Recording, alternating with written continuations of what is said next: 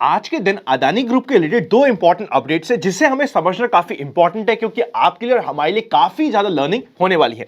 पहली अपडेट यह है कि कल रात में राउटर्स की तरफ से एक न्यूज चल रही थी कि अदानी ग्रुप को $3 बिलियन की नई फंडिंग मिलने वाली है। आज के दिन सुबह ऐसा कोई कंपनी की तरफ से ऑफिशियल स्टेटमेंट नहीं आया, पर ब्लूमबर्ग की तरफ से एक स्टेटमेंट आता है कि एज पर कंपनी ये न्यूज कंप्लीटली फेक है। मतलब यह हुआ कि अभी बिकॉज अदानी ग्रुप में बहुत ज्यादा वोलेटिलिटी चल रही है, बहुत सारी चीजें चलती जा रही है, न्यूज फेक न्यूज दोनों हमें मिलने वाली है। आज के दिन पे हम अदानी ग्रुप में न्यूज के बेसिस पे कोई भी अननेसेसरी काम नहीं कर सकते, स्पेशली जब तक वो न्यूज का सोर्स प्रॉपर ना हो। अब सोर्स प्रॉपर का मतलब क्या हो गया? फॉर एग्जांपल जो हमारी सेकेंड न्यूज है जिसे हम डिस्कस करेंगे वो है सुप्रीम कोर्ट का जजमेंट, तो वो एब्सोल्युटली प्रॉपर बात हो चुकी है। कंपनी की तरफ से कुछ आए ऑफिशियल स्टेटमेंट तो वो एब्सोल्युटली प्रॉपर बात हो गई है। पर उड़ती हुई मैंने सुना बात, उड़ती हुई हमें पता चला, इन सारी चीजों के ऊपर काम किया तो पैसे लगने के चांसेस बहुत ज्यादा होते हैं। हो सकता है कभी आपका फ्लूक सही भी हो जाए। फॉर एग्जांपल आज के दिन अदानी ग्रुप के स्टॉक्स बढ़े हुए थे तो आप बोल सकते हो कि मैंने कल रात की न्यूज के बेसिस पर ट्रेड किया तो मेरा काम ठीक हो गया, पर इस तरीके से काम नहीं होता। It was just a fluke. आपको अपनी स्ट्रैटेजी और सेटअप के ऊपर काम करना जरूरी होगा। अननेसेसरी नॉइजेस को अवॉइड करना पड़ेगा क्योंकि फेक न्यूज हमें काफी बार मिल सकती है।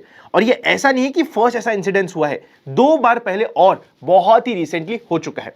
सेकेंड अपडेट पे चलते हैं जो है सुप्रीम कोर्ट की तरफ से। सुप्रीम कोर्ट के कंप्लीट जजमेंट में 2 इंपॉर्टेंट पॉइंट्स हमारे सामने आए हैं जो मैं आपके सामने प्रेजेंट करता हूं। पहला, 5 मेंबर्स कमिटी बनने वाली है, एक एक्सपर्ट की कमिटी जो हिडेनबर्ग और अडानी के रिलेटेड सारे इंपॉर्टेंट पॉइंट्स के रिलेटेड जस्टिफिकेशन देने वाली है और उसकी स्टडी करने वाली है। सेकेंड, सेबी को प्रोब करने के लिए कहा है अदानी को, और किस मैटर पे? सबसे पहले मिनिमम पब्लिक शेयर होल्डिंग जितनी होनी चाहिए, क्या वो नॉर्म्स पूरे फॉलो हुए थे नहीं हुए थे, रिलेटेड पार्टी ट्रांजैक्शन के रिलेटेड, मैनिपुलेशन ऑफ शेयर्स के related and securities contract act के रिलेटेड।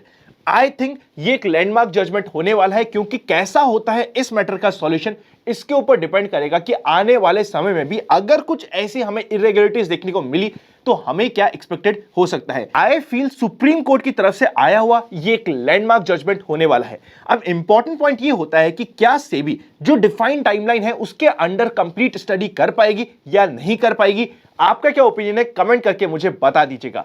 अब चलते हैं नेक्स्ट सेक्शन पे और स्टडी करते हैं कल के मार्केट के रिलेटेड इंपॉर्टेंट पॉइंट्स। कई बार स्कैमर्स की तरफ से आपको कमेंट दिया जाता है इन्वेस्ट आज पर कल के नाम से।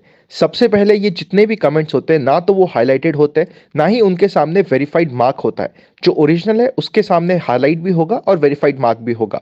हम कभी भी आपको कमेंट में किसी भी प्रकार के नंबर शेयर नहीं करते हैं और बिटकॉइन या क्रिप्टो करेंसी के रिलेटेड कोई भी एडवाइस नहीं देते हैं। इन सभी स्कैमर से बच के रहिएगा। जनरल मार्केट ट्रेंड अभी भी अप ट्रेंड में है।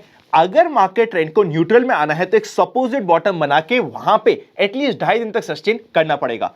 पुट कॉल रेशियो बिकॉज आज के दिन एक्सपायरी है, कल सुबह नया खुलेगा, पर एक्सपेक्टेड है कि रफली अराउंड 0.80 के आसपास होना चाहिए। अब चलते हैं स्क्रीन पे और एक एक पॉइंट्स को चेक करते हैं। सबसे पहले अगर हम एफआईआईज और डीआईएस की डेटा की बात करें, 1 मार्च को डीआईएस ने 1500 करोड़ की परचेज करी थी और एफआईआईज ने 424 करोड़ की सेल करी थी। अच्छा परचेज का फिगर था डीआईएस की तरफ से। यहां पे हमें यह इंडिकेशन मिल रहा है कि डीआईएस अपनी तरफ से, क्योंकि निफ्टी यहां पे 200 डे मूविंग एवरेज के आसपास या फिर उसके नीचे है, एक अच्छी परचेज का अमाउंट दिखा रहा है। अब सबसे पहले निफ्टी को चेकआउट कर लेते हैं इंट्राडे बेसिस पे कि यहां पे हमें क्या इंडिकेशंस मिल रहा है।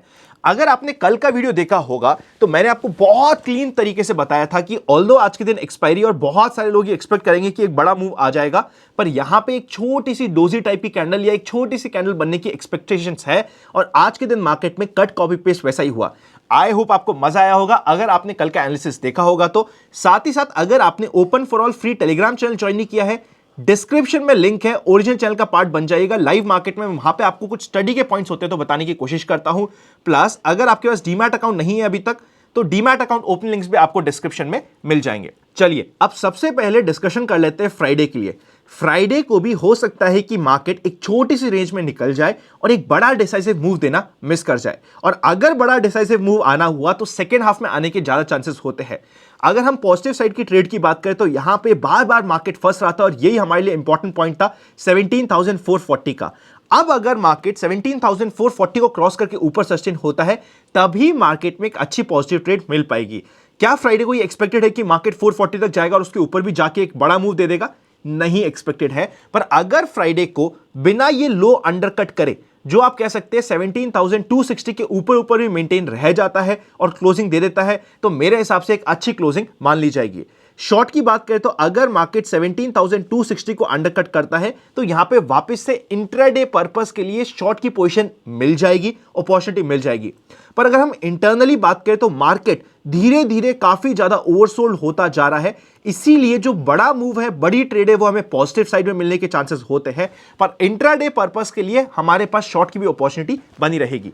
बैंक निफ्टी की बात करें तो अब नेक्स्ट स्विंग हमें मिलेगा। देखिए 40,800 वाज द एग्जैक्ट लेवल जो हम हमेशा डिस्कस कर रहे थे। इवन जब मार्केट यहां पे था, अगर आप आनंद का फंडा देखे होंगे तो हमारी बात हुई थी 40,800 की।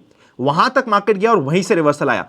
नेक्स्ट पॉजिटिव साइड का मूव आएगा 40,800 के ऊपर ही, और इमीडिएट फाइनल सपोर्ट होने वाला है 40,050, जिसके नीचे यहां पे शॉर्ट की अपॉर्चुनिटी भी मिल सकती है। सबसे पहले कल के लिए इंपॉर्टेंट स्टॉक्स की बात करें तो पहला इंपॉर्टेंट स्टॉक हो जाता है सुप्रीम इंडस्ट्रीज। अगर ये कभी भी 2705 के लेवल को क्रॉस करता है तो एटलीस्ट हमें 40 पॉइंट्स का पॉजिटिव साइड का मूव और 10 साइड का नेगेटिव साइड का हमारा स्टॉप लॉस रह सकता है।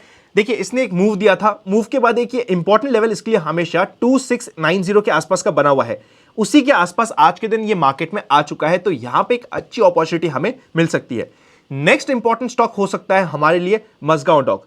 आज के दिन थोड़ा सा प्रेशर में था, हो सकता है शायद एक्सपायरी की वजह से। अगर ये 726 के लेवल को क्रॉस करता है तो एटलीस्ट हमें यहां तक के लेवल 760 तक के लेवल तो एटलीस्ट हमें मिल सकते हैं, और ये हमारे लिए एक अच्छी ट्रेड हो सकती है। अगर हम सेव करना चाहते हैं तो 730 का लेवल हो जाता है।